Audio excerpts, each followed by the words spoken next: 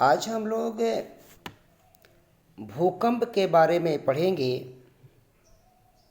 जिसको अंग्रेजी में हम लोग अर्थक्वेक कहते हैं। अगर भूकंप का शाब्दिक अर्थ देखा जाए तो भू मीन्स पृथ्वी होता है, कंप मीन्स कांप जाना, अर्थात भूमि का कांप जाना, पृथ्वी का कांप जाना ही भूकंप है। लेकिन एक बात मैं आपको यहाँ स्पष्ट कर दूँ कि कभी भी ऐसा नहीं होता है कि हमारी पूरी पृथ्वी कांप जाए, बल्कि जब हमारी पृथ्वी का कोई पर्टिकुलर हिस्सा अचानक कांप उठता है तो हम उसे कहते हैं कि भूकंप आ गया, भूचाल आ गया। तो ये बातें भूकंप के बारे में है। अब हमको देखना है कि भूकंप आने का कारण क्या है। जो मैंने आगे नोट कर दिया मैं आपको यहाँ बता देता हूँ। भूकंप आने का जो मूल कारण है वह अचानक जो पृथ्वी का ऊपरी प्लेट है उसमें मूवमेंट होता है।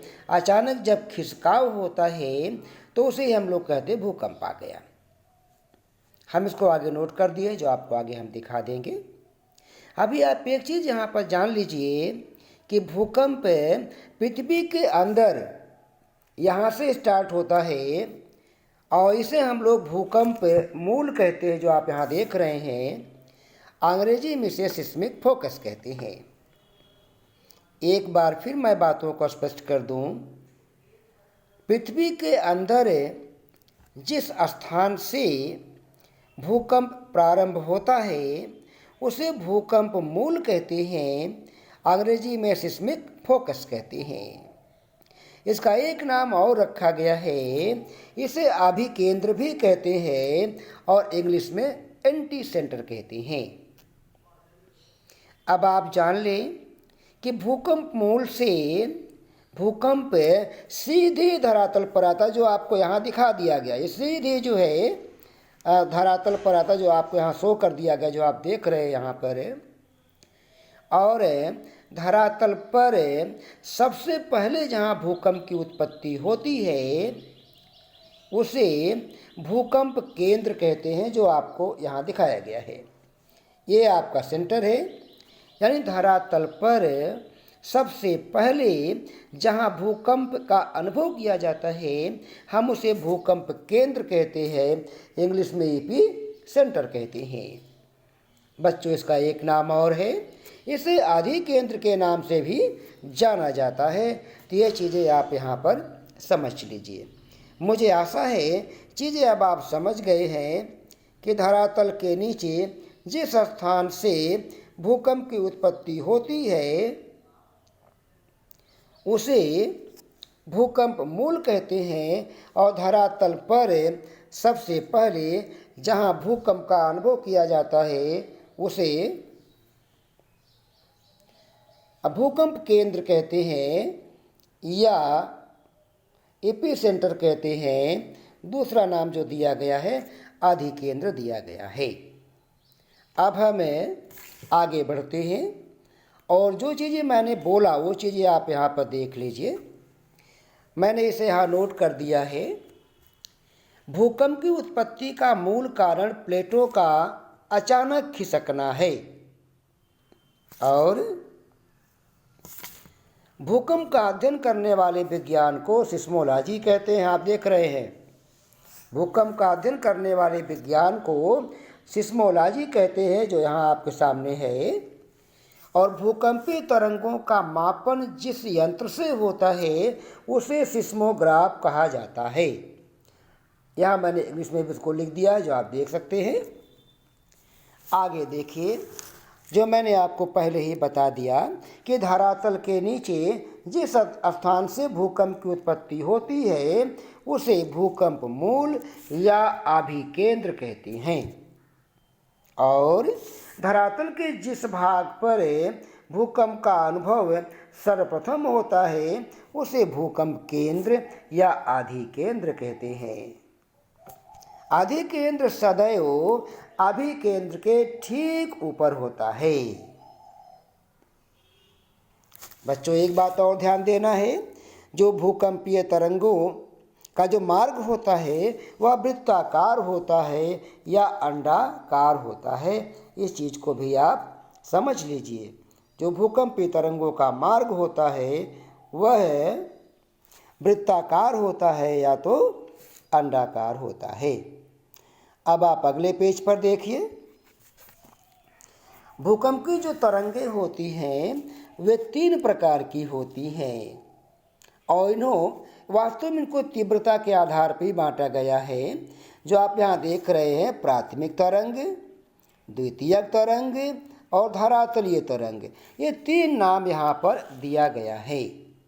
अब आप देखिए, सबसे पहले प्राथमिक तरंग को आप देख लीजिए, इसको समझ लीजिए आप। जो प्राथमिक तरंग है आप इसे देख रहे हैं, इसको अंग्रेजी में प्राइमरी वेव्स कहते हैं, यहाँ जो लिखा हुआ है आप देख रहे हैं। और इसकी जो स्पीड होती है वह 8 से 14 किलोमीटर प्रति सेकंड होती है। आप ये जान लें, प्राथमिक तरंग इसका नाम इसलिए पड़ा हुआ है क्योंकि यही तरंग पृथ्वी पर सबसे पहले आती है, इसलिए इसका नाम रखा गया है प्राथमिक तरंग। अब आप देखिए, इसका एक नाम और है बच्चों, इसे अनुदैर्ध्य तरंग भी कहा जाता है। इसे अनुदैर्ध्य तरंग भी कहा जाता है। इस चीज़ को भी आप समझ लें। और जो मैंने यहाँ लिखा देखिए आप, इसके बाद है यह तरंग एक्चुअली आगे पीछे होती रहती है, इसी कारण इसे अनुदैर्ध्य तरंग कहते हैं।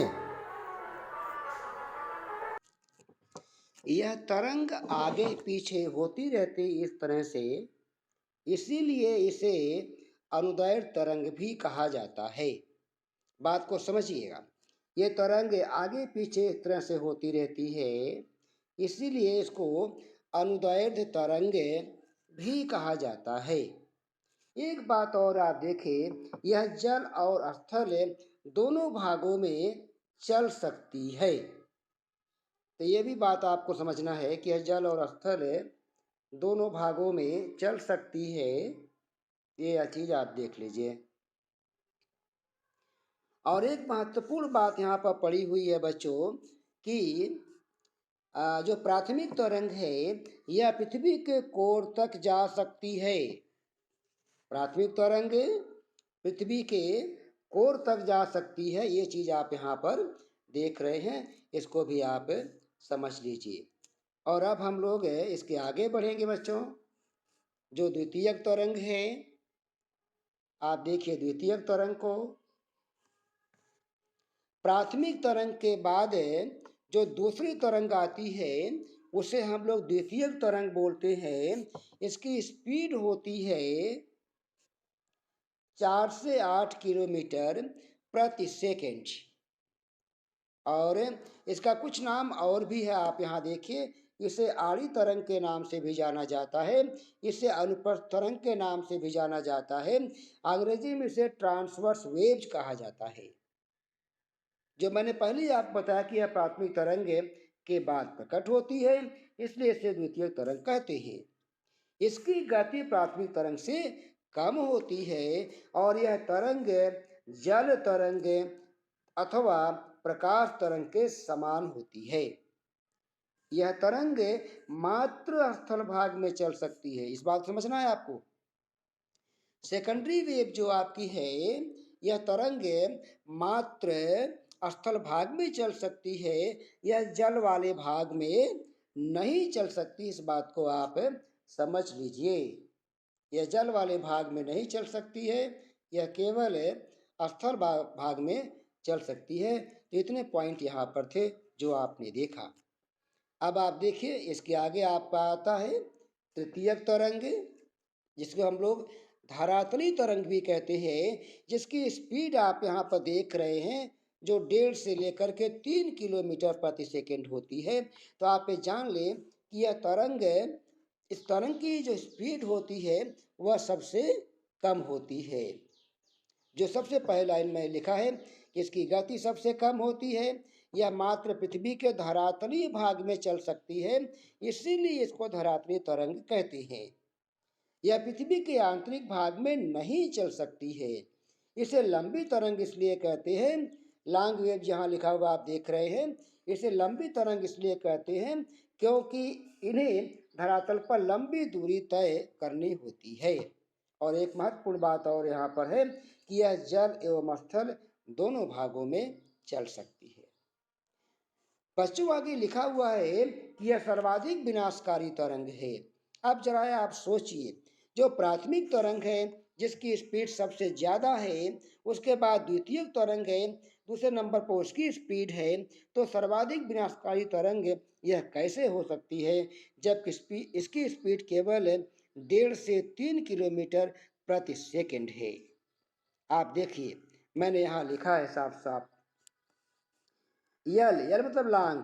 लांग तरंगे आड़े तिरछे जिग जैग धक्का देती है तथा इनमें कंपन की गति सर्वाधिक होती है, इसलिए यह तरंग सर्वाधिक विनाशकारी होती है। बच्चों एक बात आपको और ध्यान देना है कि जो प्राथमिक तरंग होती है, जो मैंने आपको यहाँ दिखाया प्राथमिक तरंग है, प्राथमिक तरंग की जो स्थिति बनती है, प्राथमिक तरंग सीधे पृथ्वी के अंदर से धरातल पर आती है, इस तरह से आती है और फिर यह तुरंत कोर में वापस हो जाती है। इसलिए प्राथमिक तरंग से बहुत ज़्यादा नुकसान नहीं होता है, क्योंकि यह धरातल पर आने के बाद तुरंत यह पृथ्वी के अंदर वापस चली जाती है, इसलिए इससे बड़े पैमाने पर नुकसान नहीं होता है। और पृथ्वी के कोर में जो इसकी स्पीड होती है बच्चों, वह 13 किलोमीटर पर सेकंड होती है। ये इसकी स्पीड वहाँ पर है, ये चीज़ आपने देखा। और जो द्वितीयक होता है तरंग, द्वितीयक तरंग की जो कोर में स्पीड होती है वह 7 किलोमीटर पर सेकंड होती है। अब आप लोग आगे देखिए, जो भूकंप का क्षेत्र है पूरे विश्व में हम बात करेंगे, तो सबसे पहले हमने भारत के बारे में लिखा है कि भारत में सर्वाधिक भूकंप की घटना हिमालय के तराई क्षेत्रों में होती है। हिमालय की तराई क्षेत्रों में इसलिए होती है क्योंकि हिमालय में अभी भी मूवमेंट होता रहता है, वहाँ हलचल होती रहती है, क्योंकि पहले वहाँ पर एक टेथीज नाम का सागर था, टेथीज नाम का सागर था, और वहीं पर अब इसमें हिमालय का निर्माण हुआ है, तो इसीलिए वहाँ पर अभी भी मूवमेंट होता रहता है। वह क्षेत्र बहुत अस्थिर है, इसलिए भूकंप भारत में सर्वाधिक भूकंप की घटना हिमालय और हिमालय के आसपास के क्षेत्रों में होती है। अगर हम विश्व लेवल की बात करें बच्चों, तो विश्व में सर्वाधिक भूकंप की घटना अगर कंट्री की बात करेंगे तो जापान में होती है। अगर हम क्षेत्र की बात करेंगे बच्चों, तो प्रशांत महासागर का जो तटवर्ती क्षेत्र है वहाँ पर सबसे ज़्यादा भूकंपी घटना होती है।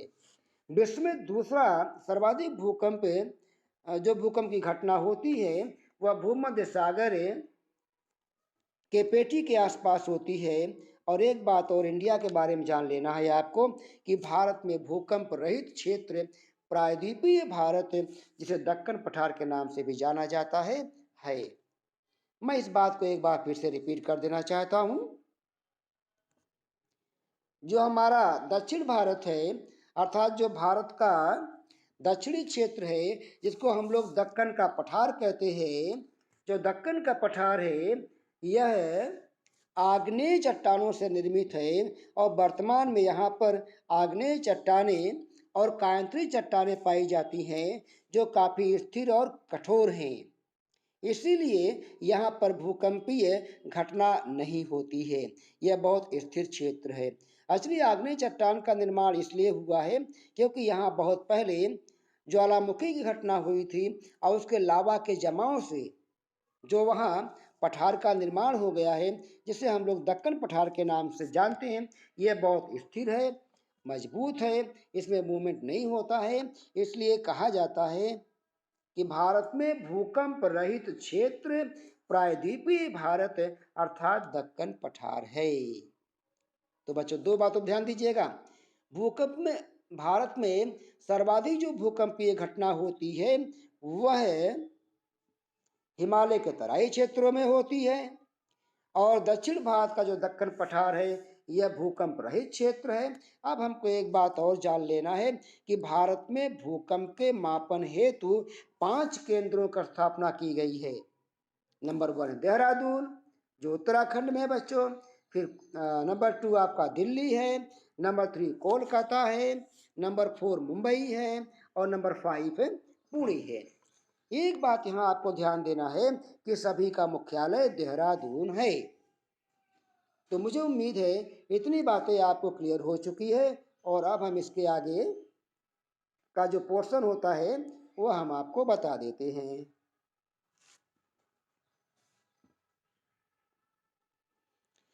बच्चों हमको देखना है स्केल, पैमाना, यानी भूकंप की गति को मापने के लिए जो पैमाना बनाया गया है उसे हम लोग भूकंप की गति मापने का पैमाना कहते हैं।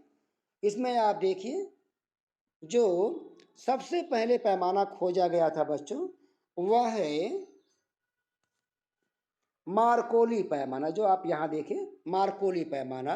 इसकी खोज 1931 में हुई थी, और जो स्केल बनाया गया था बच्चों इसमें इसको 12 भागों में बांटा गया था। इस तरह से 12 भागों में बांट दिया गया था। तो ये कहा जाता है कि मार्कोली पैमाने पर 12 इकाइयाँ थी, जो यहाँ मैं लिख दिया है 12 इकाइयाँ थी, 12 यूनिट था। ये तो हो गया मार्कोली पैमाने के बारे में। लेकिन उसके बाद 1935 में रिचर महोदय ने एक और स्केल डेवलप किया, एक स्केल और खोजा, तो उन्हीं के नाम पर रख दिया गया नाम रिचर पैमाना या रिक्टर पैमाना। इस पैमाने की पर इस स्केल पर बच्चों कुल 9 इकाइयां होती हैं। कुछ महत्वपूर्ण बातें रिचर पैमाने के बारे में आपको नीचे दी गई, जो मैं नोट में यहाँ पर लिख दिया है कि रिक्टर स्केल पर प्रत्येक संख्या बढ़ने पर भूकंप की शक्ति 10 गुना बढ़ जाती है। यानी आपको इस बात का ध्यान देना है कि मान लीजिए ये स्केल हमारा है, यहाँ पर 0 है, फिर ये 1 है, 2 है, 3 है, 4, ऐसे कुछ नंबर है बच्चों। तो प्रत्येक संख्या बढ़ने पर भूकंप की शक्ति 10-10 गुना बढ़ती रहती है। इस बात को आप समझ लीजिए कि भूकंप की शक्ति 10-10 गुना बढ़ती रहती है।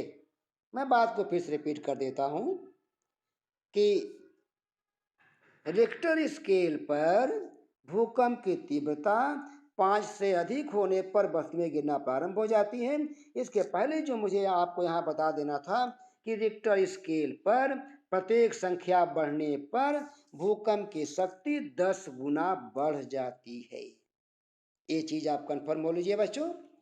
और हाँ, आपको एक बात और जानना है, अगर रिक्टर स्केल पर भूकंप की तीव्रता 5 से अधिक हो रही है, या कहिए बिटवीन 5 to 6 है, 5 और 6 के बीच में है, तो वस्तुएं गिरना प्रारंभ हो जाती हैं। आपके कॉम्पिटिटिव एग्जाम में ये क्वेश्चन पूछा जाता है कि वस्तुएं गिरना कब प्रारंभ होती है, रिक्टर स्केल पर कितनी तीव्रता पर घर वगैरह या जो कमजोर घर होते हैं, जो वस्तुएं होती हैं गिरना प्रारंभ हो जाती हैं।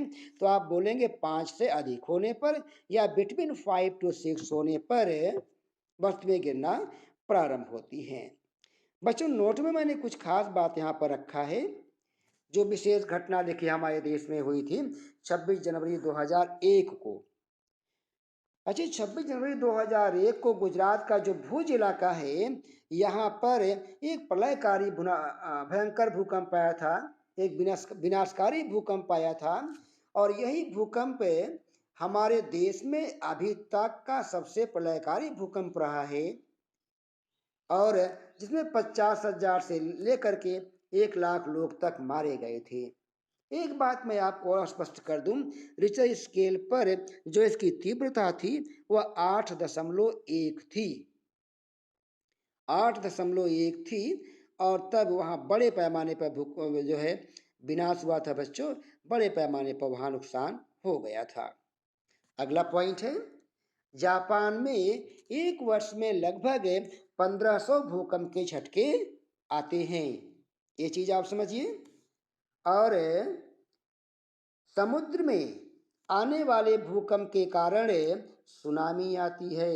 आप एग्जाम में क्वेश्चन पूछता है कि सुनामी आने का कारण क्या है, तो आप जान लें कि समुद्र की सतह में भूकंप आने के कारण ही समुद्र के क्षेत्र में सुनामी की घटना होती है। और सुनामी की घटना समुद्र के तटवर्ती क्षेत्रों में होती है। तटवर्ती क्षेत्र इससे ज़्यादा प्रभावित हो जाता है। तो बच्चों, सब मिला करके हम आपसे ये कहेंगे कि अगर हमारा वीडियो ये पसंद आता है आपको, तो आप इसे लाइक करें, सब्सक्राइब करें और शेयर करें। इतनी बातें बच्चों यहाँ। अब हम विराम देते हैं इस वीडियो को।